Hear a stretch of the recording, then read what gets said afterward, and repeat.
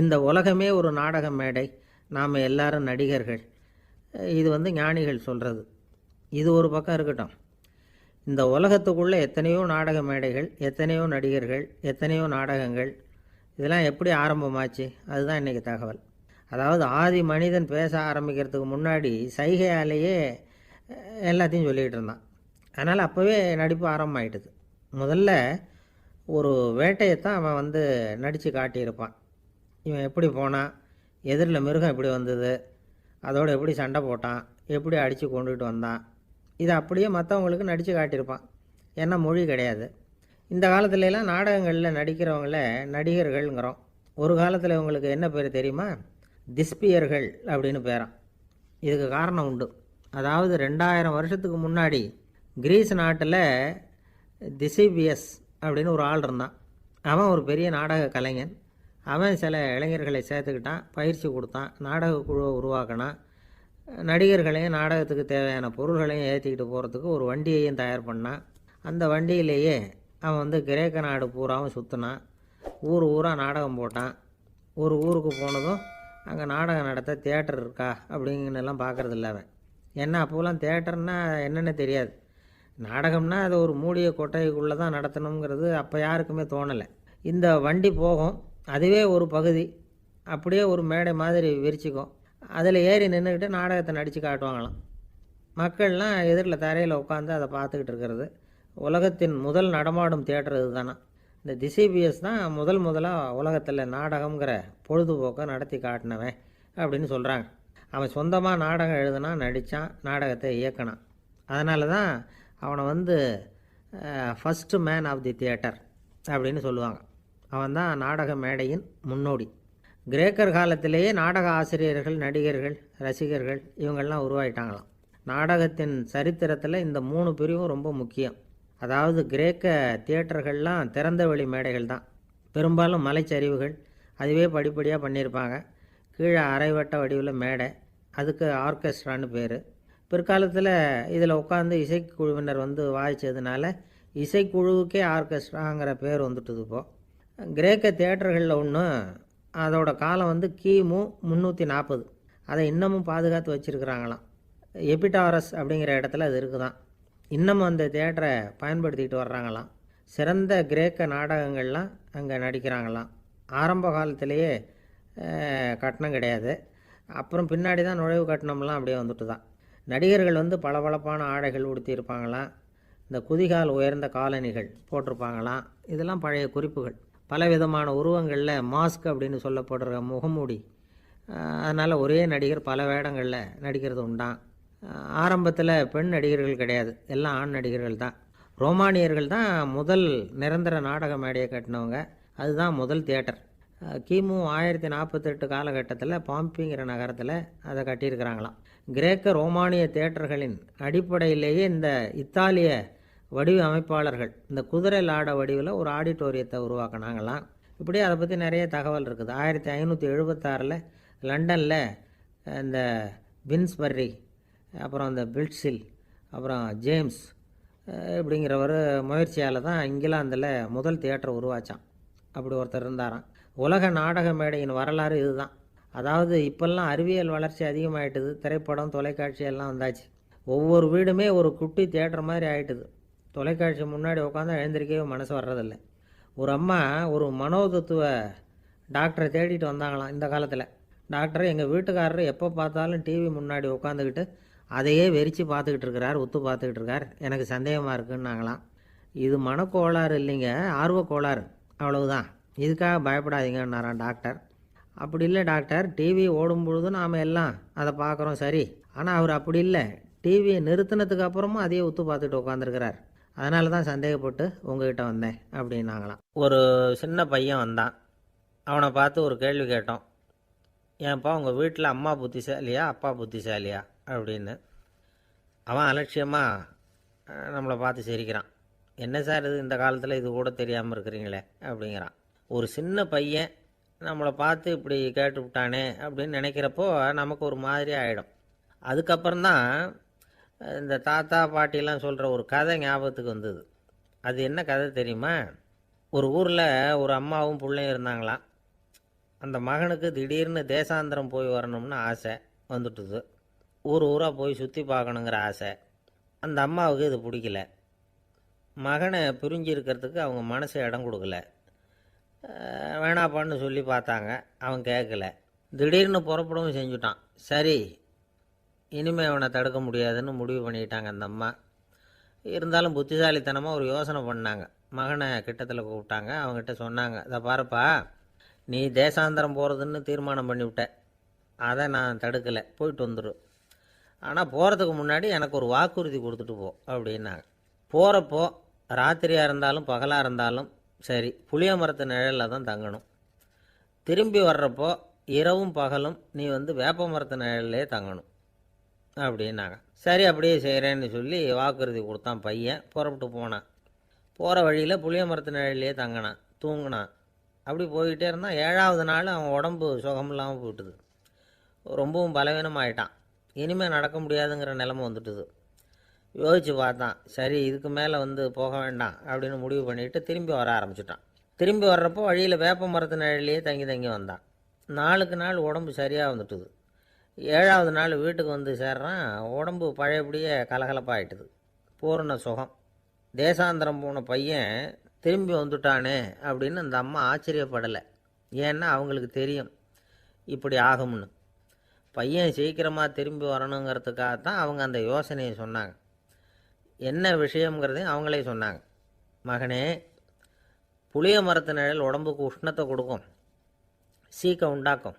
அதனால் நீ தொடர்ந்து புளிய மரத்து நிழலில் தங்கினாவே நோய்க்கு ஆளாயிட்ட. அதனால் நல்ல பயணத்தை முடிச்சுக்கிட்டு திரும்பி வரணுங்கிற முடிவுக்கு வந்துட்ட. திரும்பி வர்றப்போ நீ தங்கினது வேப்ப மரத்து நிழல். அது உடம்புக்கு குளிர்ச்சியை தரக்கூடியது, நோயை தீர்க்கக்கூடியது. அதனால் சுகமாக வீட்டுக்கு சேர்ந்துட்ட. உன்னோட தேசாந்திர பயணத்தை தடுக்கிறதுக்காக தான் இப்படி பண்ணினேன் அப்படின்னாங்களாம் அந்த அம்மா. பார்த்தீங்களா அம்மாவோட புத்திசாலித்தனத்தை? அப்பாவாக இருந்தால் இப்படியா பண்ணுவார்? ஒரு அப்பா பையன்கிட்ட 10 ரூபா கொடுத்து இதை எடுத்துக்கிட்டு அடுத்த ஊருக்கு போய் அங்கே இருக்கிற மாமா கிட்ட இதை கொடுத்துட்டு வாடா, வழியில் எங்கேயாவது மரத்தடியில் படுத்து தூங்கி விடாதே அப்படின்னு எச்சரிக்கை பண்ணி அனுப்புனாராம். பையனுக்கு எச்சரிக்கையாக வாழறது எப்படிங்கிறத கற்றுக் கொடுக்கறதுக்காக இப்படி பண்ணார். அவன் பணத்தை வாங்கிட்டு போனான். அப்பா சொன்னதை மறந்துட்டு ஒரு மரத்தடியில் படுத்து தூங்கிட்டான். அவனுக்கு தெரியாமல் அவன் பின்னாடியே போன அப்பா அவன் கையில் இருந்த அந்த 10 ரூபாயை நைஸாக எடுத்துகிட்டு வந்துட்டார். அவன் பையில் தானே வச்சுருந்தான், அது தெரியாமல் எடுத்துகிட்டு வந்துட்டார். அவன் தூங்கிக்கிட்டு இருக்கான். எடுத்துகிட்டு ஒரு மறுபடியும் வீட்டுக்கு வந்துட்டார். பையன் முழிச்சுக்கிட்டு பையை தடவி பார்க்குறான், பணத்தை காணும். அழுதுகிட்டே திரும்பி வந்தான். அப்பா கிட்ட விஷயத்த சொன்னான். அப்பா சிரிச்சுக்கிட்டே சொன்னார், அதுக்கு தான்ப்பா ஆரம்பத்திலேயே எச்சரிக்கை பண்ணினேன், இனிமேலாவது நீ ஜாக்கிரதையாக இருக்கணும் அப்படிங்கிறதுக்காக தான் இப்படி பண்ணினேன். அந்த பணம் எங்கேயும் போயிடலை, நான் தான் அதை உனக்கு தெரியாமல் எடுத்து வச்சிருக்கிறேன். இதோ பாரு அப்படின்னு சொல்லிக்கிட்டு சைடு பாக்கெட்டில் கையை விட்டா அது ஓட்டையாக இருக்குது. அதை எவனோ ஏற்கனவே கத்திரிச்சு எடுத்துகிட்டு போட்டான். இப்போ அப்பா முகத்தில் அசடு வழிஞ்சுதான். ஒரு அரசனும் அமைச்சரும் ஒரு நாள் ரொம்ப சாவகாசமாக பேசிக்கிட்டு இருந்தாங்களாம். அரசன் அமைச்சரை பார்த்து ஒரு கேள்வி கேட்டிருக்கார். ஏங்க அமைச்சரே, ஆசை இல்லாத ஒரு மனுஷனால் இருக்க முடியுமா அப்படின்னு. ஏன் முடியாது, துறவி அப்படிங்கிறவங்கெல்லாம் அப்படிப்பட்டவங்க தானே அப்படின்னாராம் அமைச்சர். அவங்கெல்லாம் உண்மையிலேயே ஆசையை விட்டவங்க தானே அப்படின்னு கேட்டாராம் ராஜா. அப்படி தான் இருக்கணும் அப்படின்னாராம் அமைச்சர். அப்படின்னா ஆசையே இல்லாத ஒரு உண்மையான துறவியை நான் பார்க்கணுமேன்னார்.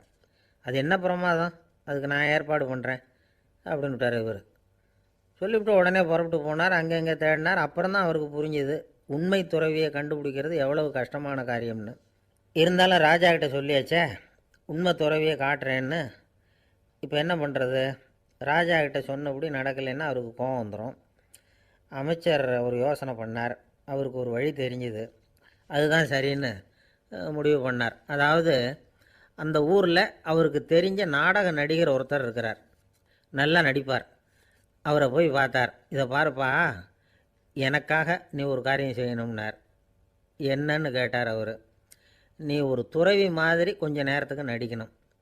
ராஜா உன்னை பார்த்துட்டு போகிற வரைக்கும் நடி, அது போதும்.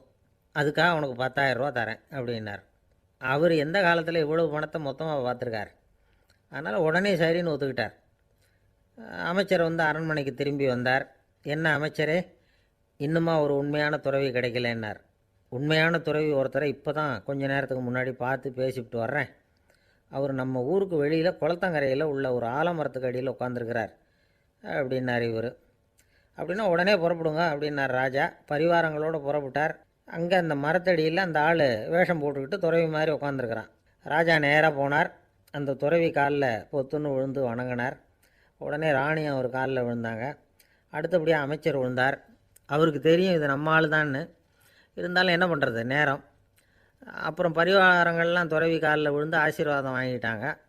ராஜா அப்புறமா தங்கத்தட்டில் பொண்ணையும் பொருளையும் வச்சு அந்த துறவிக்கிட்ட ரொம்ப பணிவாக நீட்டுறார். தாங்கள் தயவு பண்ணி இதை ஏற்றுக்கணும் அப்படின்னு வேண்டிக்கிட்டார். அந்த துறவி பற்றில்லாமல் அதை பார்த்தார். எல்லாத்தையும் திறந்துவிட்ட எனக்கு இதெல்லாம் எதுக்காக அப்படின்னு சொல்லி அதை மறுத்துட்டாராம். ஆஹா, உண்மையான துறவியை பார்த்துட்டோம் அப்படிங்கிற ஆனந்தம் அரசருக்கு. ரொம்ப நிம்மதியாக திருப்தியாக திரும்பி வந்தார் அரண்மனைக்கு. அதுக்கப்புறம் அமைச்சர் யாருக்கும் தெரியாமல் அந்த துறவிகிட்ட ஓடினார். சொன்ன பிரகாரம் பணத்தை நீட்டினார். இந்தப்பா, நான் உங்ககிட்ட சொன்னபடி 10,000 ரூபா பணம் எடுத்துக்கோ அப்படின்னார். அந்த ஆள் ராஜா கிட்ட சொன்னது மாதிரியே எல்லாத்தையும் திறந்துவிட்ட எனக்கு இதெல்லாம் எதுக்காக வேணாம் அப்படின்னு விட்டாரான். நடித்த வரைக்கும் போதும்ப்பா, இனிமேல் இந்த நாடக வசனம்லாம் வேணாம், வேஷத்தை கலைச்சிரு, பணத்தை வாங்கிக்கோன்னார். இல்லைங்க, இது வேஷம் இல்லை, இது வசனமும் இல்லை, இது உண்மை.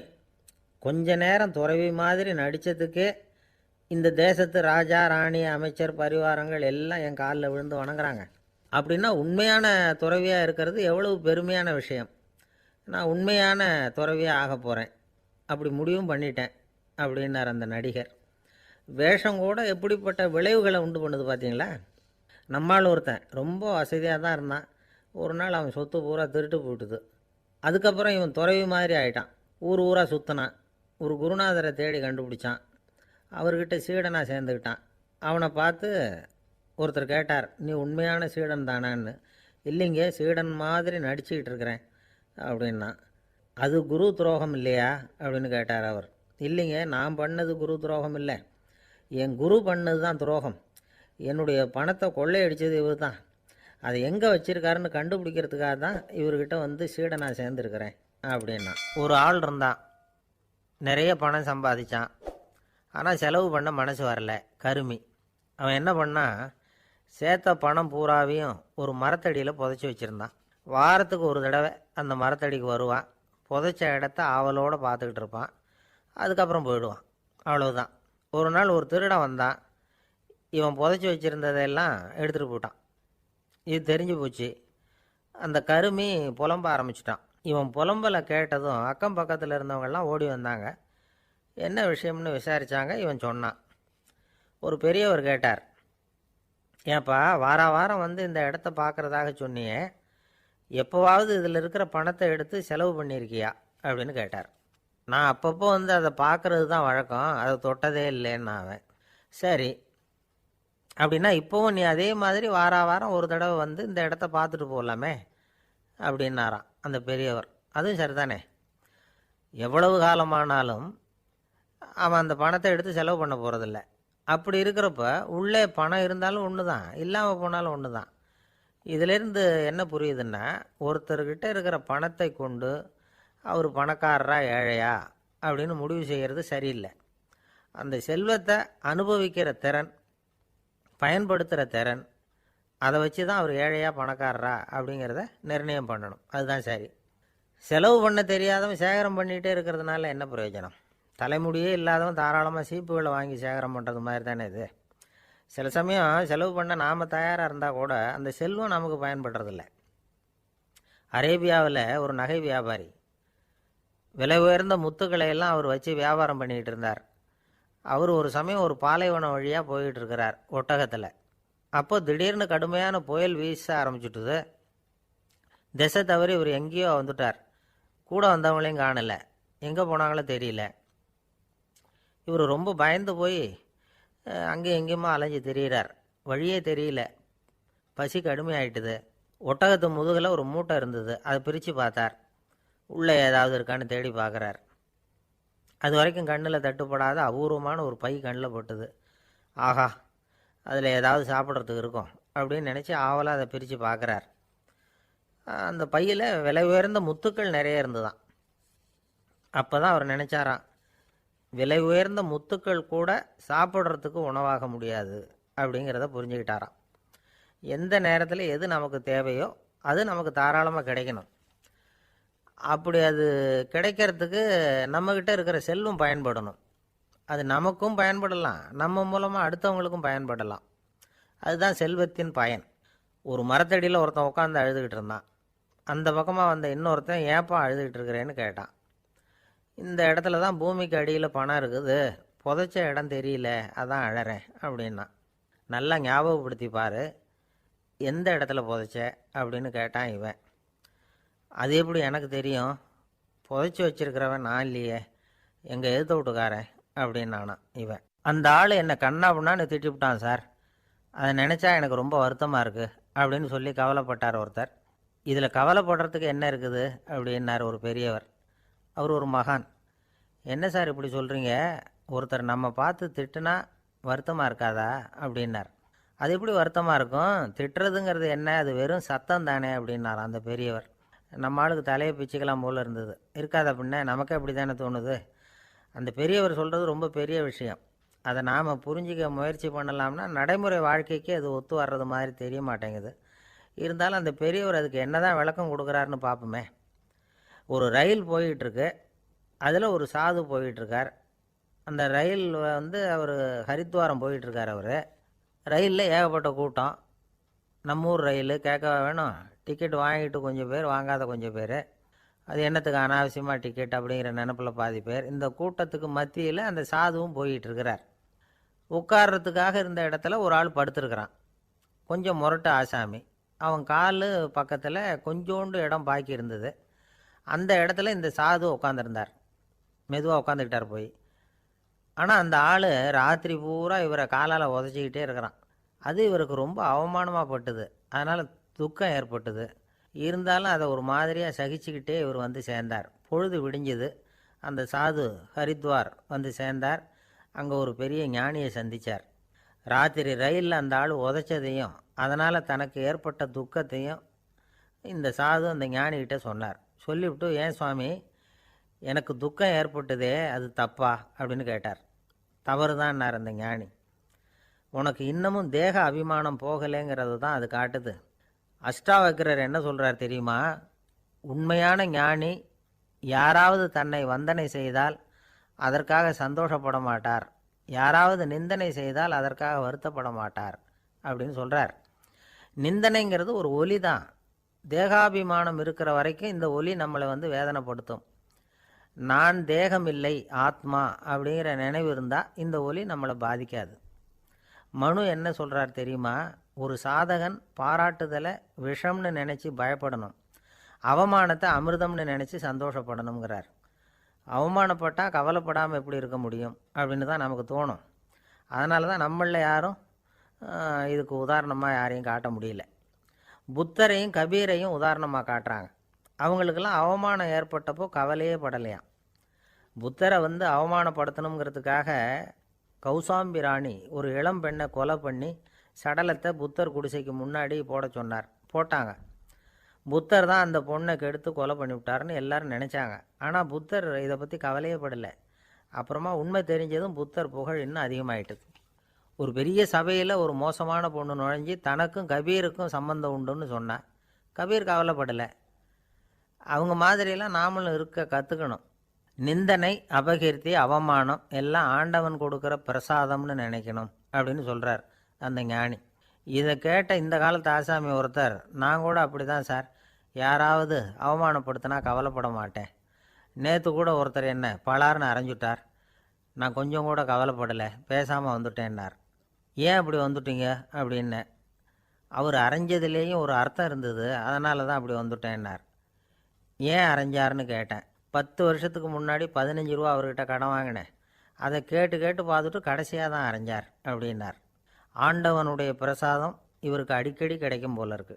ஒரு பல்கலைக்கழகம், அங்கே ஒரு இலக்கிய பேராசிரியர், அவர் பாடம் நடத்திக்கிட்டு இருந்தார். ராபர்ட் ப்ரௌனிங் எழுதிய கவிதைகளை பற்றி சொல்லிகிட்டு இருக்கிறார். மாணவர்களும் ரொம்ப அக்கறையாக அதை கேட்டுக்கிட்டு இருக்கிறாங்க. ஒரு குறிப்பிட்ட கவிதையை பற்றி சொல்லும் பொழுது அந்த பேராசிரியருக்கே ஒரு சந்தேகம். அதாவது அந்த கவிதையின் சரியான அர்த்தம் என்னங்கிறதுல சந்தேகம். பேராசிரியர் யோசனை பண்ணார். அந்த கவிதையை முழுசாக புரிஞ்சிக்க முடியல. அதனால் மாணவர்களை பார்த்து சொன்னார், மாணவர்களே, ஒரு நாள் பொறுத்துக்குங்க. இந்த கவிதையை எழுதின கவிஞர் எங்கள் வீட்டுக்கு பக்கத்தில் தான் இருக்கிறார். இன்றைக்கி சாயந்தரம் நான் அவரை நேரிலேயே போய் பார்க்குறேன். பார்த்து இதுக்கு என்னங்க அர்த்தம்னு கேட்டுட்டு வந்துடுறேன். அதுக்கப்புறம் உங்ககிட்ட சொல்கிறேன் அப்படின்னாராம். அன்றைக்கி சாயந்தரமே அந்த பேராசிரியர் கவிஞரை தேடிக்கிட்டு போயிட்டார். கவிஞர் அவங்க வீட்டில் அவர் பாட்டு உட்காந்துருந்தாராம். இவர் போய் அவர் முன்னாடி உட்காந்தார். அப்புறம் கேட்டார், ஐயா, அந்த கவிதையின் முழு பொருள் என்னன்னு தெரிஞ்சுட்டு போகிறதுக்காக வந்திருக்கிறேன் அப்படின்னாராம். எந்த கவிதை அப்படின்னாராம் அவர். இவர் அந்த கவிதையை சொல்லியிருக்கார். கவிஞர் கொஞ்சம் யோசனை பண்ணிவிட்டு அப்புறம் சொன்னாராம், பேராசிரியரே, நீங்கள் கொஞ்சம் தாமதமாக வந்துட்டீங்கன்னாராம். இவருக்கு ஒன்றும் புரியல. நீங்கள் என்ன சொல்கிறீங்க? நான் தாமதமாக வந்துட்டேன்னா? நீங்கள் தான் உயிரோடு இருக்கிறீங்களே, அப்படி இருக்கும்பொழுது நான் தாமதமாக வந்துவிட்டேன்னா அது எப்படி அப்படின்னு இவர் குழம்பியிருக்கிறார். இப்போ கவிஞர் சொன்னாராம், ஐயா, நான் உயிரோடு இருக்கிறேன்னா இல்லையாங்கிறது முக்கியம் இல்லை. நான் அந்த கவிதை வரிகளை எழுதினப்போ 2 பேருக்கு அதோட அர்த்தம் தெரிஞ்சிருந்தது. இப்போ ஒரே ஒருத்தருக்கு தான் அதோட அர்த்தம் தெரியும் அப்படின்னாராம். பேராசிரியர் யோசனை பண்ணியிருக்கார். அப்படின்னா அந்த ஒருத்தர் கவிஞர் ராபர்ட் ப்ரௌனிங்கை தவிர வேறு யாராக இருக்க முடியும்? இவர் தான் அப்படிங்கிறத அவர் மனசில் நினச்சிக்கிட்டார். அதனால் சொன்னார், ஐயா, நான் தாமதமாக வரல, அந்த கவிதையின் பொருள் என்ன அது சொல்லுங்கன்னார். பேராசிரியரே, நான் சொல்கிறது உங்களுக்கு புரியலைன்னு நினைக்கிறேன். நான் இந்த வரிகள் எழுதினப்போ 2 பேருக்கு அதோட அர்த்தம் தெரிஞ்சிருந்தது. அந்த 2 பேர் யாருன்னா, ஒருத்தர் ராபர்ட் ப்ரௌனிங், அதாவது நான், இன்னொருத்தர் கடவுள். இப்போ அது கடவுளுக்கு மட்டும்தான் தெரியும். நானே இதை பற்றி பல தடவை யோசனை பண்ணி பார்த்தேன். இது ரொம்ப அழகானது, ஆனாலும் ரொம்ப வழுக்கலானது. அதை பிடிச்சிட்டோம்னு நினச்சிக்கிட்டு இருக்கும் பொழுதே காற்று மாதிரி அது உங்ககிட்ட இருந்து ஓடி போயிடுது. எனக்கு ரொம்பவும் வருத்தமாக தான் இருக்குது. நிச்சயமாக நான் தான் இந்த வரிகளை எழுதியிருக்கிறேன். அதில் அர்த்தம் இருக்குங்கிறது எனக்கு தெரியும். அதை நான் உணர்கிறேன். ஆனால் நீங்கள் என்னை மன்னிக்கணும். எனக்கே கூட அதை என்னால் விளக்க முடியல. அப்படி இருக்கும் பொழுது உங்களுக்கு எப்படி அதை நான் விளக்க முடியும் அப்படின்னாரா அந்த கவிஞர். அனுபவிக்கப்படக்கூடிய எல்லாமே விளக்கப்படக்கூடிய ஒன்றல்ல, விளக்கப்படும் எல்லாமே அனுபவிக்கப்படக்கூடிய ஒன்றல்ல அப்படிங்கிறது ஞானிகளுடைய கருத்து. அதுக்காக தான் அந்த சம்பவம். வாழ்க்கையில் நீங்கள் தொடர்ந்து ஆய்வு செய்து கொண்டே இருக்கக்கூடிய விளக்கங்களை ஒருபோதும் அடைய முடியாத பரிமாணங்கள் இருக்கிறதுனால தான் அது அலுப்பு தட்டாமல் இருக்குது. உங்களால் நிறைய அனுபவிக்க முடியும். இருந்தாலும் நீங்கள் அனுபவித்து அறிந்த விஷயங்கள் கூட வார்த்தைகளால் விளக்கப்பட முடிவதில்லை அப்படிங்கிறது பெரியோர் சிந்தனை. இதெல்லாம் ஒரு பக்கம் இருக்கட்டும். நமக்கு தெரிஞ்ச பேராசிரியர் ஒருத்தர் 1 மணி நேரம் ரொம்ப விவரமாக வகுப்பு எடுத்தார். கடைசியாக சொன்னார், மாணவர்களே, ரொம்பவும் எளிமையாக விளக்கமாக எல்லா விவரமும் சொல்லியிருக்கிறேன். அதனால் இதில் உங்களுக்கு சந்தேகம் வர்றதுக்கு வாய்ப்பே இல்லை. இருந்தாலும் கேட்க வேண்டிய கடமை கேட்குறேன். இது வரைக்கும் நடத்தினதில் யாருக்காவது ஏதாவது சந்தேகம் உண்டா அப்படின்னு கேட்டாராம். எனக்கு ஒரே ஒரு சந்தேகம்தான் சார் அப்படின்னு எழுந்திரிச்சு நிற்கிறான் ஒருத்தன். என்னன்னு கேட்டாராம். இது வரைக்கும் நீங்கள் என்ன பாடம் சார் நடத்துனீங்க அப்படின்னானான் அவன். அம்மாக்காரங்களுக்கு அடிக்கடி ஏற்படுற கவலை ஒன்று உண்டு. அதாவது குழந்தை சரியாக சாப்பிட மாட்டேங்குதே அப்படிங்கிற கவலை. இவங்கெல்லாம் ஒரு விஷயத்தை நல்லா புரிஞ்சுக்கணும். குழந்தைகள்ங்கிறவங்க பெரியவங்க மாதிரி இல்லை. அவங்க கடிகாரத்தில் மணியை பார்த்துட்டு சாப்பிட்றதுக்கு உட்கார்ற ரகம் கிடையாது. பசிச்சா சாப்பிடுவாங்க, இல்லைன்னா விளையாடுவாங்க, அல்லது தூங்குவாங்க. அது புரியாமல் அவங்கள கட்டாயப்படுத்தி அல்லது மிரட்டி சாப்பிட வைக்கிறது ரொம்ப தப்பு. ஒரு 8 மாத குழந்தைக்கு 3 மணி நேரத்துக்கு ஒரு தடவை பசிக்கும். அந்த நேரம் பார்த்து சாப்பாடு கொடுத்தா அடம் பண்ணாமல் அது பாட்டுக்கு சாப்பிட்ரும். அதே குழந்தைக்கு 1 வயசு ஆகிறப்போ 4 மணி நேரத்துக்கு ஒரு தடவை பசிக்கும். இந்த வயசில் இயற்கையாகவே பசி குறைஞ்சிருக்கும். அது புரியாமல் என் குழந்தை முன்னாடி மாதிரி இப்போ சரியாக சாப்பிட மாட்டேங்கிறான் அப்படின்னு சில பேர் டாக்டர்கிட்ட போய் சொல்லிக்கிட்டு இருப்பாங்க. இன்னொரு விஷயம், ஒரு குழந்தைக்கு வயசு அதிகமாகிற வேகத்துக்கு உடம்பு எடையும் அதிகமாகிக்கிட்டே போகாது. உடம்பு எடை அதிகமாகிற வேகம் குறைஞ்சிக்கிட்டே வரும். 6 மாத குழந்தைக்கு ஒரு வாரத்தில் 150 கிராம் எடை கூடும். ஒரு வயசில் வாரத்துக்கு 71 கிராம் எடை கூடும். இது புரியாமல் அதிகமாக சாப்பாட்டை கொடுத்து குழந்தைய கஷ்டப்படுத்தக்கூடாது. ஏன்னா அளவுக்கு மீறின உணவு அஜீரணத்தை உண்டு பண்ணிவிடும். குழந்தைக்கு ஒரு தட்டில் கொஞ்சமாக ஆகாரத்தை வச்சு கொண்டுகிட்டு போய் கொடுக்கணும். மலை மாதிரி குவிச்சு வச்சா அதை பார்த்ததுமே பசி அடங்கி போயிடும். அடித்து மிரட்டி பயமுறுத்தி குழந்தைய சாப்பிட வைக்கிற பழக்கம் இருக்குது பாருங்கள். அதுக்கு ஃபுட் ஃபோர்ஸிங் அப்படின்னு பேர். இப்படி பண்ணினா குழந்தைக்கு சாப்பாட்டில் விருப்பம் குறைஞ்சிரும். அதை கண்டாவே வெறுக்க ஆரம்பிச்சிடும். அது மாதிரி உளம் சார்ந்த பசி குறைவு, சைக்கோஜெனிக் அனோரெக்சியா, அது ஏற்படுமா. சாப்பாடுங்கிறதே ஒரு தண்டனை மாதிரி தோணும். குழந்தைகளுக்கு பிடிச்ச மாதிரியான ஆகாரத்தை கொடுக்கணும். சத்து அதிகம் இருக்குங்கிறதுக்காக அதுக்கு பிடிக்காத ஆகாரத்தை கொடுத்து கட்டாயப்படுத்தக்கூடாது. குழந்தைகளுக்கு 2 வயசு ஆகிறப்போ இயற்கையாகவே எதிர்மறை குணம் உண்டாகும். அதாவது அந்த எதிர்மறையாக பேசுறது, இது மாதிரி சமயங்களில் நாம் என்ன சொல்கிறோமோ அதுக்கு நேர்மாறாக நடந்துக்கும். ஏட்டிக்கு போட்டி, சாப்பிட சொன்னால் விளையாட போகும், விளையாட சொன்னால் சாப்பாடு கேட்கும். இதை புரிஞ்சுக்கிட்டு நடந்துக்கணும். குழந்தை சொன்ன பேச்சை கேட்கலேன்னு கோவப்படக்கூடாது. குழந்தை வளர வளர பிடிவாத குணம் வர்றது சகஜம். கேட்டதை வாங்கி கொடுத்தா தான் சாப்பிடுவேன் அப்படின்னு பிடிவாதம் பண்ணும். வாங்கி கொடுத்து விட்றது தான் உத்தமம். நீங்களும் அதுக்கிட்ட பிடிவாதம் பண்ணிகிட்டு இருக்கக்கூடாது. ஏன்னா கேட்டது கிடைக்கலையேங்கிற ஏமாற்றம் கூட குழந்தையோட பசியை குறைச்சிரும். கேட்டது கிடைச்சிட்டா பசி அதிகமாகும், கொடுத்ததை மலமலன்னு சாப்பிட்றோம். குழந்தைகளுக்கு கண்ட கண்ட நேரத்தில் சாப்பிட்றதுக்கு எதையாவது வாங்கி கொடுத்துக்கிட்டு இருந்தால் சாப்பாட்டு நேரத்தில் சாப்பிடாமல் அடம் பண்ண ஆரம்பிச்சிடும். பள்ளிக்கூடம் போகிற பிள்ளைங்க காலை உணவை சரியாக சாப்பிட மாட்டாங்க. அச்சம், அவசரம், பரபரப்பு இதெல்லாம் தான் காரணம். பள்ளிக்கு புறப்படுறதுக்கு ஒரு 3/4 மணி நேரத்துக்கு முன்னாடியே சாப்பாடு போட்டுருங்க, அது சரியாக போடும். படிக்கிற குழந்தைகள் உடல் சோர்வு, மனச்சோர்வு இது காரணமாக கூட சாப்பிட மறுக்கிறது உண்டு. இப்போ உதாரணமாக சாயந்தரம் விளையாடி விட்டு வீட்டுக்கு வந்ததும் சாப்பிட சொன்னால் வேணாம்பாங்க. இது உடல் சோர்வு. ரொம்ப நேரம் வீட்டு பாடங்களை செஞ்சு முடித்த கையோடு சாப்பிட சொன்னாலும் அவங்களால சரியாக சாப்பிட முடியாது. இது உளச்சோர்வு, அதாவது மனச்சோர்வு. இதை தவிர குழந்தைகளுக்கு உடல் நலக்குறைவு ஏற்பட்டால் கூட சாப்பிட மறுக்கிறது உண்டு. சில மருந்து மாத்திரைகள் கூட பசியை குறைச்சிரும். அதனால் சரியாக தெரிஞ்சுக்கிட்டு குழந்தைகளை சாப்பிட வைக்கணும். அது புரியாமல் கையில் சாப்பாட்டு தட்டை வச்சுக்கிட்டு குழந்தைகளை விரட்டிக்கிட்டு அலையக்கூடாது. ஒரு சின்ன பையன் சொன்னான், எங்கள் அம்மா சாப்பாடு போடுறது தெரிஞ்சால் நான் உடனே வீட்டை விட்டு வெளியில் ஓடி போடுவேன் அப்படின்னா. ஏன் அப்படி பண்ணுறேன்னு கேட்டோம். எங்கள் அப்பா கூட அது மாதிரி தான் சார் பண்ணுவார் அப்படிங்கிறான். பந்திக்கு முந்துற ஆசாமிகள் நம்மளில் பல பேர் உண்டு. அப்படி முந்துறதுக்கு கூட முயற்சி பண்ணுறவங்க நிறைய பேர் இருக்கிறாங்க. இதில் என்ன ஒரு விஷயம்னா, பந்திக்கு முந்துறது கூட தப்பு இல்லை. ஆனால் அப்படி ஒரு விருந்தில் ஆளாக போய் உட்காந்து சாப்பிட்டா கூட வெளியில் வர்றப்ப என்ன பெரிய விருந்து வச்சுட்டான், சாம்பாரில் உப்பு இல்லை, ரசத்தில் காரம் இல்லை அப்படின்னு குறை சொல்லிகிட்டே வர்றது இருக்குது பாருங்கள். அது சரியில்லை, நாகரிகமும் இல்லை. கல்யாண பத்திரிகையில் என்ன போட்டிருக்குது, என் பொண்ணுக்கும் இன்னார் பையனுக்கும் கல்யாணம், எல்லாரும் குடும்பத்தோடு வந்திருந்து மணமக்களை ஆசீர்வதிக்கணும், இப்படி தானே போட்டிருக்கோம். குடும்பத்தோடு விருந்து சாப்பிட்டு சாப்பாடு எப்படி இருக்குன்னு அபிப்பிராயம் சொல்லிவிட்டு போங்க அப்படின்னா போட்டிருக்கு கல்யாண பத்திரிகையில். ஒருத்தர் வீட்டு விசேஷத்துக்கு போயிருக்கோம்னா எவ்வளவோ அசௌகரியங்கள் நமக்கு ஏற்படலாம். ஏராளமான கூட்டம் வந்திருக்கும். எல்லாரையும் அவங்க தனித்தனியாக கவனிச்சிக்கிட்டு இருக்க முடியாது. நாம் தான் அனுசரித்து நடந்துக்கணும். நாமளாக போய் வாழ்த்த வேண்டியவங்களை வாழ்த்தி விட்டு சேரணும். அதை விட்டுட்டு பத்திரிக்கை கொடுத்தானேன்னு போனேன், கவனிப்பே சரியில்லை அப்படின்னு புலம்பிக்கிட்டு இருக்கக்கூடாது. ஒரு விருந்துக்கு போனால் அங்கே எப்படி நடந்துக்கணும் அப்படிங்கிறத பற்றி கூட அனுபவசாலிகள் சில விவரங்கள்லாம் சொல்லியிருக்கிறாங்க. இந்த காலத்தில் கல்யாணம், பிறந்த நாள், அது இதுன்னு நிறைய விருந்துகள் நடக்குது. அதெல்லாம் எதுக்காக? மனித உறவுகளை வளர்த்துக்கிறதுக்காக தான், வேறு எதுக்கு? ஒரு விருந்துக்கு போனால் அமைதியாக பொறுமையாக போய் உட்காரணும். அடித்து பிடிச்சிக்கிட்டு இடத்த பிடிக்க போகிறேன் அப்படின்னு நிற்கக்கூடாது. முதல் பந்தி நடந்துக்கிட்டு இருந்தால் அது முடிஞ்சு இலை எடுத்து சுத்தம் பண்ணதுக்கு அப்புறம் போய் உட்கார்றது தான் நாகரீகம்.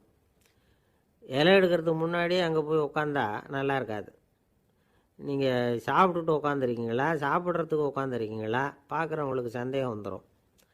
அதே மாதிரி இலையில் எல்லா ஐட்டமும் பரிமாறினதுக்கு அப்புறம் சாப்பிட ஆரம்பிக்கணும்.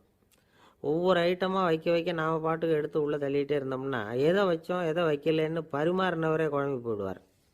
ஏன்னா எப்போ பார்த்தாலும் இலை காலியாகவே இருக்கும். சாப்பிட்றப்போ உங்கள் சாப்பாட்டையே நீங்கள் கவனிக்கணும். அடுத்தவங்க இலையில் என்ன இருக்குது, பக்கத்தில் இருக்கிறவர் எதை அதிகமாக சாப்பிட்றார், இதெல்லாம் நமக்கு என்னத்துக்கு? எல்லாரும் சாப்பிட்டு முடிக்கிற வரைக்கும் பொறுமையாக இருக்கிறது தான் நல்லது. நீங்கள் மட்டும் திடீர்னு பாதியில் எழுந்திரிச்சு பக்கத்தில் இருக்கிறவங்களுக்கு சங்கடமாக இருக்குமேங்கிறதெல்லாம் யோசிக்காமல் நீங்கள் பாட்டு எழுந்திரிச்சு போகக்கூடாது. பக்கத்தில் உள்ளவங்க உங்களை எழுந்திரிக்க சொன்னால் எழுந்திரிச்சு போகலாம். விருந்துகளில் சாப்பாட்டை வீணாக்கிறதே ஒரு நாகரிகமாக போட்டுது. இந்த காலத்தில் சாப்பாட்டுக்கே கஷ்டப்பட்டுக்கிட்டு பல பேர் இந்த உலகத்தில் இருக்கிறப்போ சாப்பாட்டை வீணாக்கிறது எவ்வளோ பெரிய மோசங்கிறத நினச்சி பார்க்கணும். வேணுங்கிற அளவுக்கு கேட்டு வாங்கி சாப்பிட்றது தான் முறை. விருந்தில் இந்த பஃபே அப்படின்னு சொல்லி ஒரு முறை சொல்கிறாங்கல்ல, அதாவது உணவு வகைகளையெல்லாம் பொதுவாக ஒரு இடத்துல வச்சுடுறது, நமக்கு தேவையானதை நாமே எடுத்து ஒரு தட்டில் போட்டுக்கிட்டு சாப்பிட வேண்டியது. இதில் கூட சில பேர் தேவைக்கு அதிகமாக எடுத்து போட்டுக்கிட்டு வீணாக்குறாங்க. சில சமயம் வந்து கடைசியாக சாப்பிட போகிறவங்களுக்கு எல்லா ஐட்டமும் கிடைக்காம போகலாம். அதை போய் பெருசு பண்ணிகிட்டு இருக்கக்கூடாது. என்ன சார் இந்த அளவுக்கு கூடவா நாகரிகம் தெரியாமல் இருக்கிறோம், இதை போய் பெருசாக சொல்ல வந்துட்டீங்களே அப்படின்னு நினைக்கலாம். ஒருத்தர் 2 பேருக்கு இந்த விவரம் தேவைப்படலாம். அவங்க காதலையும் இது விழட்டுமேங்கிறதுக்காக தான் இது. ஒரு பெரிய கல்யாண விருந்து நடந்துக்கிட்டு இருந்தது. விருந்து மண்டபத்து வாசலில் ஒருத்தர் நின்றுக்கிட்டு வர்றவங்களையெல்லாம் ரொம்ப மரியாதையாக வணங்கி உள்ளே அனுப்பி வச்சுக்கிட்டு இருந்தார். எப்படி தெரியுமா? வர்றவங்க கையெல்லாம் பிடிச்சி முத்தம் கொடுத்து அதுக்கப்புறம் உள்ளே அனுப்பி வச்சுக்கிட்டு இருந்தாராம். கூட்டம்லாம் முடிஞ்சதுக்கப்புறம் அவர்கிட்ட போய் கேட்டிருக்கிறாங்க, சார் நானும் எவ்வளவோ விருந்துகளுக்கு போயிருக்கிறேன், இருந்தாலும் இவ்வளவு மரியாதையாக வர்றவங்க கைக்கெல்லாம் முத்தம் கொடுத்து வரவேற்கிறத இங்கே தான் பார்க்குறேன் அப்படின்னு சொன்னாங்க. அதுக்கு அவர் சொன்னார், அட போங்க சார், நான் முத்தம் கொடுக்கல, முந்தின பந்திக்கு வந்து சாப்பிட்டவங்களே அடுத்த பந்திக்கும் வர்றாங்களான்னு மோந்து பார்த்து அனுப்பி வச்சுக்கிட்டு இருந்தேன் அப்படின்னார். ஒருத்தர் மனசில் நிம்மதி இல்லாமல் உட்காந்துருந்தார். என்ன சார் விஷயம் அப்படின்னு விசாரித்தேன். அகலக்கால் வச்சுட்டேன், அதுதான் அவதிப்படுறேன்னார். விவரமாக சொல்லுங்கன்னு. வீடு கட்டணும்னு ஆரம்பித்தேன், வேலை பாதியிலேயே நிற்கிது, கையில் பணம் இல்லை அப்படின்னார். இது மாதிரி ஆசாமிகள் பல பேரை நீங்கள் பார்த்துருக்கலாம். இவங்கெல்லாம் சுலபமாக மன அழுத்தத்துக்கு ஆளாயிடுறாங்க. மன உளைச்சல், அதாவது ஸ்ட்ரெஸ் அப்படின்னு சொல்கிறோமே, அதுக்கு அடிப்படையான சில காரணங்கள் உண்டு. அதாவது மிகையாக திட்டமிடுதல் அப்படிங்கிறதும் ஒரு முக்கியமான காரணம். நடைமுறை சாத்தியம் என்னங்கிறத மனசில் வச்சுக்கிட்டு எந்த திட்டத்தையும் தீட்டணும், அப்போ தான் அது சரியாக வரும். 2வது காரணம் என்ன தெரியுமா? ஒரே நேரத்தில் பல்வேறு செயல்களில் ஈடுபடுறது. தொலைபேசியில் பேசிக்கிட்டே கையில் இருக்கிற கடிதத்தை படிச்சுக்கிட்டே எதிரில் உட்காந்துக்கிட்டு இருக்கிறவருக்கும் அப்பப்போ பதில் சொல்லிக்கிட்டு மனசில் பல்வேறு சிந்தனைகளை அப்படியே ஓட விட்டுக்கிட்டு இருக்கிறது, இதுவும் மன அழுத்தத்தை உண்டாக்குது. 3வது காரணம், எதிலேயும் வெற்றி மட்டும் எதிர்பார்க்குற ஒருதலைப்பட்சமான ஆர்வம். நாம் தொட்டதெல்லாம் வெற்றியாகவே முடியணும் அப்படின்னு எதிர்பார்க்குறவங்க ஏதாவது ஒன்றில் தோல்வியை கண்டால் தோண்டு போயிடுறாங்க. எப்படியும் முடியலாம்ங்கிற எண்ணம் ஏற்கனவே நமக்குள்ளே இருந்துட்டுதுன்னா அந்த அவஸ்தை வராது. அதனால் அதுவும் நம்ம வளர்த்து கொள்ள வேண்டிய ஒரு குணம். மன உளைச்சல் ஏற்படுறதுக்கு இன்னொரு காரணம், எதையும் வேகமாக செஞ்சுடணும் அப்படிங்கிற துடிப்பு. அந்த துடிப்பே மனசை அழுத்த ஆரம்பிச்சிடும்.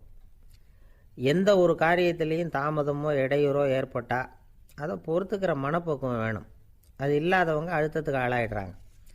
சில பேர் வேலைன்னு எந்த நேரம் பார்த்தாலும் வேலையே கதின்னு கிடப்பாங்க. பொழுதுபோக்குக்கோ உடற்பயிற்சிக்கோ குடும்பத்தில் உள்ளவங்க அல்லது நண்பர்கள் கூட கலந்துரையாடவோ கொஞ்சம் கூட நேரம் ஒதுக்க மாட்டாங்க. இந்த சுபாவம் மன அழுத்தத்தை உண்டு பண்ணும். இதையெல்லாம் புரிஞ்சுக்கிட்டு அதிலிருந்து விடுபடுறது எப்படின்னு யோசிக்கணும். வல்லுநர்கள் இது தொடர்பாக சில யோசனைகளை சொல்லி வச்சுருக்கிறாங்க. அது என்னென்னா, வாழ்க்கைங்கிறது பிரச்சனைகளால் பின்னப்பட்ட ஒன்று, அது எப்போவுமே முடிவடையாத ஒரு தொடர்கதை அப்படிங்கிறத முதல்ல நாம் புரிஞ்சுக்கணும். ஒரே நேரத்தில் ஒரு காரியத்தில் மட்டுமே நாம் கவனம் செலுத்தணும். அடுத்தவங்க காரியத்தில் தலையிடக்கூடாது. எதையும் பேச ஆரம்பிக்கிறதுக்கு முன்னாடி நம்மை நாமே கேட்டுக்க வேண்டிய கேள்வி 2. 1, நான் சொல்ல போகிறது ரொம்ப முக்கியமானதா?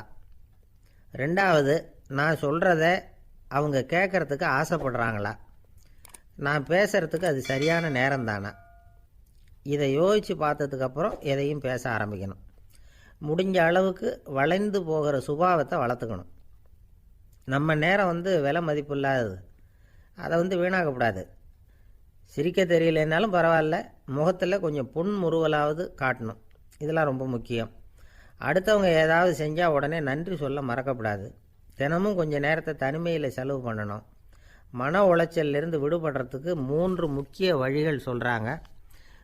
அதை சுருக்கமாக ரெட் அப்படின்னு சொல்கிறாங்க. RED ஆங்கில எழுத்தில். அந்த முதல் எழுத்து R, அது என்னென்னா ரிலாக்ஸேஷன், அதாவது இடை ஓய்வு. 2வது E எக்ஸர்சைஸ், உடற்பயிற்சி. 3வது டயட், திட்டமிட்ட உணவு முறை. அதனால் தியானம், மூச்சு பயிற்சி இதெல்லாம் இந்த இடை ஓய்வுக்கு வழிகள். எந்த வேலையையும் தொடர்ந்து செய்யக்கூடாது. எல்லார்கிட்டையும் கலகலப்பாக பழகணும். மாதத்துக்கு ஒரு நாளாவது குடும்பத்தோடு வெளியில் போயிட்டு வரணும். சுலபமான உடற்பயிற்சிகளை செய்யலாம். உடற்பயிற்சிங்கிறது நமக்காக நாம் செய்கிற ஒரு நீண்டகால முதலீடு அப்படின்னு சொல்லுவாங்க. அதாவது லாங் டேர்ம் இன்வெஸ்ட்மெண்ட்டாக. அளவோடு சாப்பிட்ணும், மெதுவாக சாப்பிட்ணும். இதெல்லாம் கொஞ்சம் மனசில் வச்சுக்கிட்டு நடந்துக்கிட்டால் மகிழ்ச்சியாக வாழலாம். சில பேர் சாப்பாட்டு விஷயத்தில் ரொம்ப அக்கறை எடுத்துக்கிறது உண்டு. ஒரு குண்டு ஆசாமி சாப்பிட உக்காந்தார். முதல்ல ஒரு மாத்திரை சாப்பிட்டார். எதுக்குன்னு கேட்டோம். பசி எடுக்கிறதுக்குன்னார். சாப்பிட்டு முடித்தார். பிறகு மறுபடியும் ஒரு மாத்திரை சாப்பிட்டார். இது எதுக்குன்னு கேட்டோம். சாப்பிட்டது ஜீரணமாகறதுக்கு அப்படின்னார். ஒரு ஆஃபீஸில் வேலை பார்க்குற ஒருத்தர் ஏதோ தப்பு பண்ணிவிட்டார். உடனே மேலதிகாரி அவரை கூப்பிட்டு அனுப்புனார். நீ செஞ்சது தப்புன்னார் கோபமாக. இது ஒரு ரகம். சில அதிகாரிகள் இப்படி நீங்கள் செஞ்சது தப்புன்னு சொல்கிறதில்ல, நீங்கள் செஞ்சது சரி அப்படின்னு சொல்கிறதில்ல. எப்படி சொல்லுவாங்கன்னா, நீங்கள் செஞ்சது சரியில்லைன்னு நான் நினைக்கிறேன் அப்படின்னு சொல்லுவாங்களாம். அதாவது சில பேர் நீங்கள் செஞ்சது தப்புங்கிறாங்க, அதையே மாற்றி சொல்கிறார் இவர், நீங்கள் செஞ்சது சரியில்லைன்னு நினைக்கிறேன். இது ரெண்டும் அர்த்தம் ஒன்று தான், இருந்தாலும் வார்த்தைகள் வித்தியாசம். நிர்வாக திறமை இல்லாத ஒரு அதிகாரி யூ ஆர் ராங் அப்படின்னு சொல்லுவாராம். நிர்வாக திறமை உள்ள அதிகாரியாக இருந்தால் அதையே கொஞ்சம் மாற்றி I think you are not correct அப்படிம்பாரான். இதுதான் வித்தியாசம்.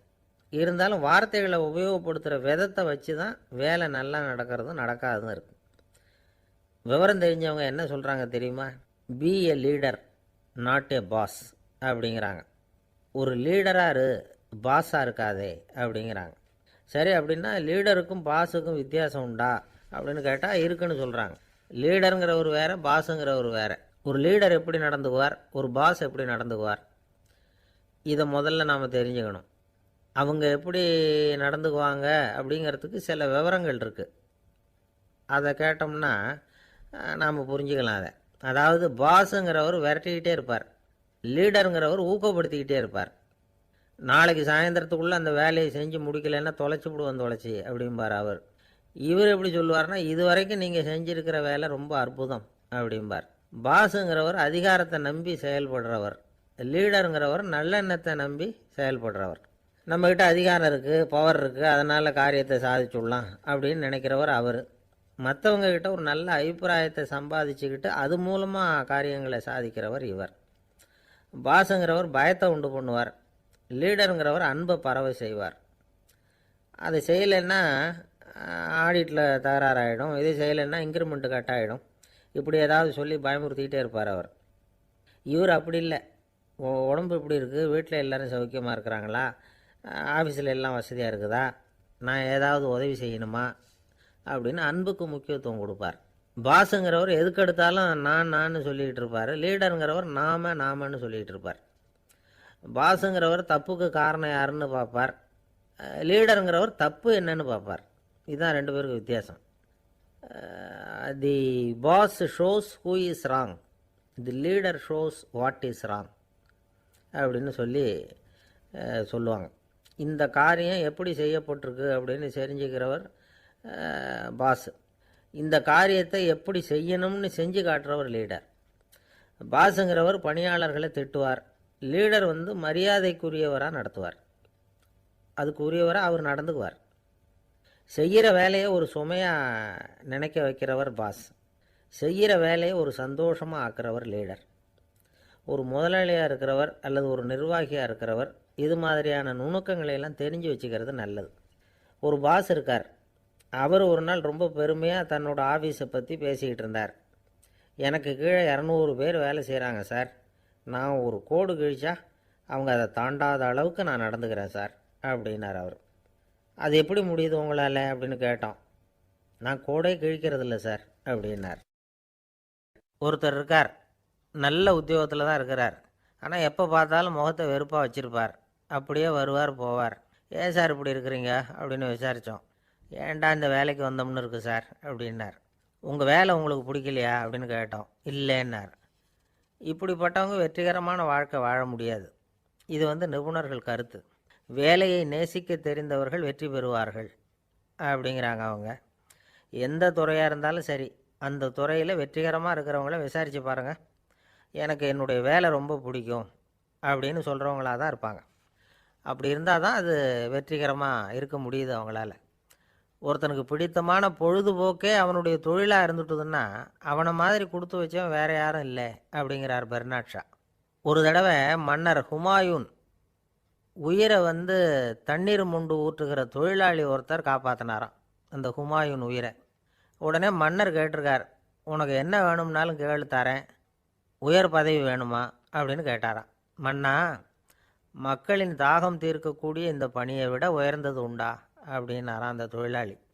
அவரால் அவருடைய வேலையை நேசிக்க முடிஞ்சுது, அதனால் மகிழ்ச்சியாக இருக்க முடிஞ்சுது. நாமெல்லாம் அப்படி இல்லை, வேலை கிடைக்கிற வரைக்கும் கிடைச்சா போதும் அப்படின்னு இருக்கோம். கிடைச்சதுக்கப்புறம் ஏன்டா இந்த வேலைக்கு வந்தோம்னு ரொம்பவும் அழுத்துக்குவோம். சரி, நாம் இருக்கிற இடத்துல நாம் வெற்றிகரமாக இருக்க வழி உண்டா அப்படின்னா உண்டுன்னு சொல்கிறாங்க. அதாவது மன இயல் நிபுணர்கள் இருக்கிறாங்க இல்லையா, அவங்க அதுக்கு முக்கியமாக 6 வழிகள் சொல்கிறாங்க. நீங்கள் ஒரு அலுவலகத்தில் வேலை பார்க்குறவரா அப்படின்னா இதை கேளுங்க. அதாவது உங்கள் மேலதிகாரி எதிர்பார்ப்புக்கு தகுந்த மாதிரி உங்கள் வேலை இருக்குதா? அப்படி இல்லைன்னா முதல்ல உங்கள் வேலையின் தரம் உயரணும். உங்களுக்கு மேலே கீழே வேலை பார்க்குற பணியாளர்கள்கிட்ட நல்ல விதமாக பழகுறீங்களா? அந்த உறவு முறையில் ஏதாவது குறை இருந்தால் அதை கண்டுபிடிச்சி சரி பண்ணுங்கள். நம்பிக்கைக்கு உரியவர் அப்படின்னு நீங்கள் பேர் எடுக்கணும். நீங்கள் எடுக்கிற முடிவு நல்ல முடிவாக தான் இருக்கும் அப்படின்னு அடுத்தவங்க சொல்லணும். உங்கள் தோற்றத்துக்கு முக்கியத்துவம் கொடுங்க. இது மனம் உடல் ரெண்டும் சம்மந்தப்பட்டது. அதனால் மனசையும் ஆரோக்கியமாக வச்சுருக்கணும், உடம்பையும் ஆரோக்கியமாக வச்சுருக்கணும். உங்களுடைய நிர்வாகம் செயல்படுற விதத்தை நல்லா புரிஞ்சு வச்சுக்கணும். உங்களுடைய நிர்வாகம் இப்போ ஒரு காரியம் செய்யுதுன்னு வச்சுங்க, ஏன் அப்படி செய்யுது, எதுக்காக அப்படி செய்யுது, அதனுடைய குறிக்கோள் என்ன, அது நீடிக்கிறதுக்கு காரணம் என்ன, இதையெல்லாம் தெரிஞ்சுக்கணும். சிரிப்புக்கு வஞ்சகம் பண்ணக்கூடாது, நல்லா சிரிக்கணும், அப்போ தான் அது திரும்ப கிடைக்கும். கடந்த கால தோல்வியை பற்றி கவலைப்படக்கூடாது. முதலாளி விருப்பம் தெரிஞ்சு நடந்துக்கிறது நல்லது தான். அதுக்காக காக்கா பிடிக்கணுங்கிற அவசியம் இல்லை. உங்களுக்கு ஒரு பொறுப்பான வேலை கிடைக்குது, உடனே சத்தம் குழப்பம் அப்படின்னு சூழ்நிலையை இறுக்கமாக ஆக்கிடக்கூடாது. எந்த சூழலையும் இயல்பாக கையாளக்கூடியவர் அப்படிங்கிறத காட்டணும். இதெல்லாம் உங்கள் துறையில் நீங்கள் வெற்றி பெற நிபுணர்கள் சொல்கிற யோசனைகள். இவ்வளவு விவரமும் சொல்லிவிட்டு ஒருத்தரை பார்த்து கேட்டோம், இப்போ சொல்லுங்கள், நீங்கள் செய்கிற வேலை உங்களுக்கு பிடிச்சிருக்குதா அப்படின்னோம். ரொம்ப ரொம்ப பிடிச்சிருக்குது அப்படின்னார். சரி, என்ன செஞ்சிகிட்டு இருக்கிறீங்க அப்படின்னு கேட்டோம். சும்மா தான் இருக்கிறேன் அப்படின்னார் அவர். அள்ள அள்ள குறையாதது அட்சய பாத்திரம், அது நமக்கு தெரியும், கேள்விப்பட்டிருக்கிறோம். ஆனால் போட போட நிரம்பாத ஒரு பாத்திரம் உண்டு. அது என்ன தெரியுமா? நம்மளில் பல பேர்கிட்ட அந்த பாத்திரம் உண்டு. அதுதான் பேராசை அப்படிங்கிற பாத்திரம். அதை நிறைவு செய்யவே முடியாது. பேராசையை பற்றி சுஃபி இலக்கியத்தில் ஒரு பிரபலமான கதை உண்டாம். அதை ஒரு பெரியவர் எடுத்து சொல்லியிருக்கிறார். ஒரு மன்னர் நகர்வலம் போயிட்டுருக்கார். ஒரு பிச்சைக்காரன் மன்னர் எதிரில் வரான். பிச்சை போடுங்கங்கிறான். என்னுடைய அமைதியை கெடுக்காதே போங்கிறார் மன்னர். அவன் சிரிக்கிறான். அரசே, உங்களுடைய அமைதி கிடக்கூடிய நிலையில் இருந்தால் அதுக்கு பேர் அமைதியே கிடையாது அப்படின்னு நானா. எதிரில் நிற்கிறது வெறும் பிச்சைக்காரன் இல்லை, யோகி அப்படிங்கிறத மன்னர் புரிஞ்சுக்கிட்டார். துறவியே, உங்களுக்கு என்ன வேணும்னாலும் கேளுங்க, கொடுக்குறேன்னாராம். அந்த துறவி மறுபடியும் சிரிக்கிறார். அரசே, உங்களால் முடியாததையெல்லாம் கொடுக்க முடியும்னு சத்தியம் செய்யாதீங்க அப்படின்னார். மன்னருக்கு கோபம் வந்துட்டுது. என்ன இவர் இப்படி சொல்கிறாரு அப்படின்னு நினச்சார். நகர்வலத்தை பாதியிலேயே நிறுத்தினார். வாங்க அரண்மனைக்குன்னார். துறவியை அழைச்சிக்கிட்டு அரண்மனைக்கு வந்துட்டார். துறவி தன்கிட்ட இருந்த பிச்சை பாத்திரத்தை நீட்டினார். இது நிறைய எனக்கு பொற்காசுகள் வேணும் அப்படின்னாராம். அவ்வளவு தானா, இது ஒரு பெரிய காரியமா அப்படின்னு கையை தட்டினாராம் மன்னர். ஒரு பெரிய தாம்பாளம் நிறைய பொற்காசுகள் சேர்ந்தது. அதை அள்ளி போட்டார். போட போட அந்த பிச்சை பாத்திரம் நிரம்பவே இல்லை. பொற்காசுகள் போட போட அவ்வளவையும் உள்ளே வாங்கிக்கிட்டே இருக்குது. அரசாங்க கஜானாவே காலி ஆகிட்டுது. மூட்டை மூட்டையாக பொற்காசுகளை கொட்டி பார்த்துட்டாங்க. அது முழுங்கிக்கிட்டே இருக்குது. கடைசி வரைக்கும் அந்த பிச்சை பாத்திரம் நிரம்பவே இல்லை. அரசர்கிட்ட இருந்த கர்வம் போயிட்டுது. அப்படியே பொத்துன்னு துறவி காலில் விழுந்தார். அப்போ அந்த துறவி சொன்னாராம், மன்னா, இந்த பிச்சை பாத்திரத்தை உங்களால் மட்டும் இல்லை, வேற யாராலையும் நிரப்ப முடியாது. அதுக்கு என்ன காரணம்னா, இது சாதாரண பிச்சை பாத்திரம் இல்லை, பேராசைகளோடு வாழ்ந்து செத்துப்போன ஒரு மனிதனின் மண்டை ஓடுது அப்படின்னாராம். பாருங்கள், இதுதான் அந்த சுஃபி இலக்கிய கதை. செத்த பிறகும் நிறைவு இல்லைன்னா அது எப்பேற்பட்ட பேராசையாக இருக்கும்னு யோசித்து பார்த்துங்க. நம்மால் ஒருத்தர் கல்யாணம் பண்ணிக்க பொண்ணு பார்த்துக்கிட்டு இருந்தார். அழகு, அறிவு, படிப்பு எதுவும் தேவையில்லை, பணம் மட்டும் இருந்தால் போதும் அப்படின்னு பார்க்குறவங்ககிட்டெல்லாம் சொல்லி வச்சார். ரொம்ப நாளைக்கு அப்புறம் ஒரு பணக்காரர் கிடைச்சார். அவர் சொன்னார், இதை பாருங்கள், எனக்கு 20 வயசில் ஒரு மகள், அவளை நீங்கள் கல்யாணம் பண்ணிக்கிட்டால் 2 லட்சம் பணம் கொடுப்பேன். 25 வயசில் ஒரு பொண்ணு, அவளை கல்யாணம் பண்ணிக்கிட்டால் 2.5 லட்சம் தருவேன். 30 வயசில் ஒரு பொண்ணு இருக்கா, அவளை கல்யாணம் பண்ணிக்கிட்டால் 3 லட்சம் தருவேன். என்ன சொல்கிற அப்படின்னாராம். இவன் கொஞ்ச நேரம் யோசித்து பார்த்துருக்கான். அதுக்கப்புறம் மெதுவாக அவரை நிமிர்ந்து பார்த்து, ஏன் சார், உங்ககிட்ட 50 வயசில் ஏதாவது பொண்ணு இருக்கா அப்படின்னு கேட்டானா. ஒருத்தர் ரொம்ப அவசரமாக வந்தார். சார், மனுஷன் நிம்மதியாக இருக்கிறதுக்கு என்ன வழின்னு கேட்டார்.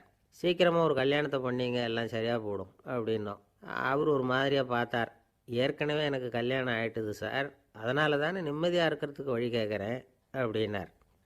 சரி, இவர் ஒரு மாதிரியான கேஸ் அப்படின்னு நினச்சிக்கிட்டு நம்மக்கிட்ட இருந்த ஒரு சின்ன புத்தகத்தை அவர்கிட்ட தூக்கி கொடுத்தோம். இதை படித்து பாருங்கன்னு. கல்யாணத்துக்கு பிறகும் சந்தோஷமாக இருக்கிறதுக்கு என்ன வழி அப்படிங்கிற கேள்விக்கு அந்த புத்தகத்தில் விளக்கம் இருந்தது. கணவன் மனைவிக்குள்ளே சிக்கல் வராமல் இருக்கிறதுக்கு அதில் சில வழிகளை சொல்லி கொடுத்துருக்குறாங்க. அதெல்லாம் என்னென்ன அப்படிங்கிறத இப்போ பார்க்கலாமா? குடும்பம்னு இருந்தால் கோபம் வரதான் செய்யும், அது வந்துட்டு போட்டும் பரவாயில்ல. ஆனால் அந்த கோபம் ஒரே நேரத்தில் 2 பேருக்கும் வந்துடாமல் பார்த்துக்கணும். ஒரு சமயத்தில் யாராவது ஒருத்தர் தான் கோபப்படணும், அடுத்தவங்க அமைதியாக இருக்கணும். அதுக்கப்புறம் இவர் அமைதியான உடனே அவங்க ஆரம்பிச்சிக்கலாம்.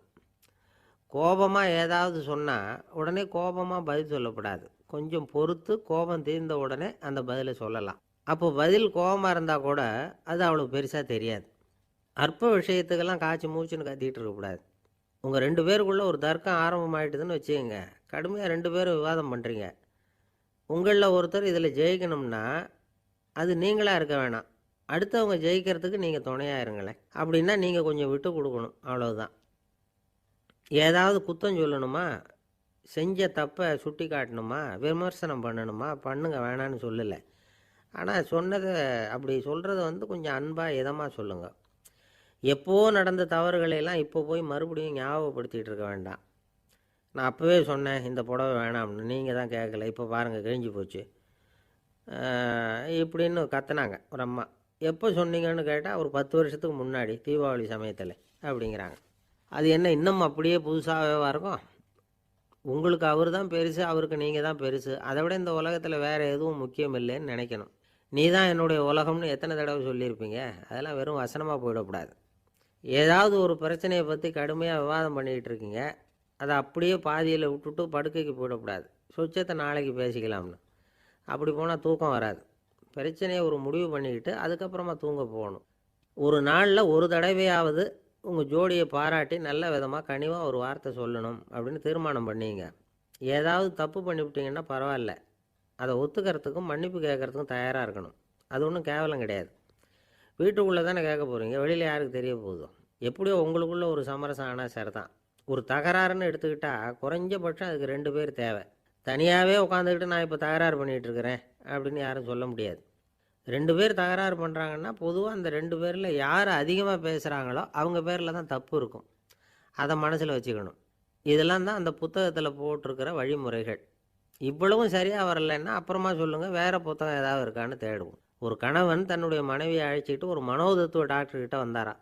டாக்டர், எங்களுக்கு கல்யாணம் ஆகி 30 வருஷ காலமாக நாங்கள் ஒரு விஷயத்தில் கூட ஒத்து போனதில்லை அப்படின்னு ஆரம்பித்தார். உடனே அந்த அம்மா குறுக்கிட்டு, அது 30 வருஷம் இல்லை, 32 வருஷம் அப்படின்னாங்களாம். சில பேரை இப்படி சொல்கிறது உண்டு. அடுத்தவங்களை அனுசரித்து நடந்துக்க தெரியல, அவன் என்ன சார் மனுஷன் அப்படிம்பாங்க. சக மனிதர்களோடு எப்படி பழகிறது அப்படின்னு தெரியாதனாலேயே பல பேர் இன்றைக்கி சங்கடப்பட்டுக்கிட்டு இருக்கிறாங்க. வசதி வாய்ப்பெல்லாம் சரியாக இருக்கும், ஆனால் வாழ்க்கை சரியாக இருக்காது. இன்னொருத்தர்கிட்ட எப்படி பேசுறது பழகிறதுங்கிறது தெரியாதனால தான் இந்த அவஸ்தை. சரி, இந்த அவஸ்தை இல்லாமல் வாழறது எப்படி? இதுக்கு அனுபவசாலிகள் சில வழிமுறைகளை சொல்கிறாங்க. அதெல்லாம் என்னென்னங்கிறத இப்போ தெரிஞ்சுக்குவோம். முதல்ல நம்ம நாக்கு நம்ம கண்ட்ரோலில் இருக்கணும். வார்த்தைகளை கொட்டிவிட்டு அதுக்கப்புறம் அள்ள முடியாமல் கடந்து கஷ்டப்படக்கூடாது. எப்படி பேசுகிறோங்கிறதும் முக்கியம், பேசுகிறப்ப எப்படி முகத்தை வச்சுருக்கிறோங்கிறதும் முக்கியம். அன்பாக பேசினாலும் நல்லாயிருக்கும். அப்படி பேசுகிறப்ப ஆதரவாக அவர் தோள் மேலே ஒரு கையை போட்டுக்கிட்டு பேசினா இன்னமும் நல்லாயிருக்கும். 2வது விஷயம், இன்னொருத்தர்கிட்ட பேசுகிறப்போ